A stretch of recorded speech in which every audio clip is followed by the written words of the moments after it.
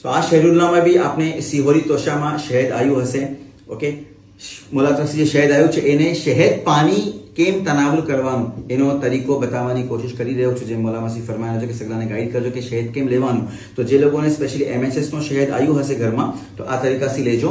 સવારે સિહોરી કરવા પહેલા empty stomach 1 glass almost 200 ml જેટલું એક ગ્લાસ પાણી, એનામાં 1 ટેબલ સ્પૂન, આ ટેબલ સ્પૂન છે મારા હાથમાં જો સ્પૂન છે वो મેલામાઇનની સ્પૂન છે, 1 table spoon of honey added to this. એને બરાબરથી મિક્સ કરી દો અને પછી એનામાં કલોંજીના 7 દાના, આ 7 દાના કાઉન્ટ કરીને કલોંજીના દાના નાખી દઈએ. આપની સ્પૂન ડ્રાય હોવું જોઈએ. સ્ટીલની સ્પૂન અવોઇડ કરજો. મેલામાઇન યા વુડન સ્પૂન ચાલશે યા કાચની સ્પૂન બી ચાલશે.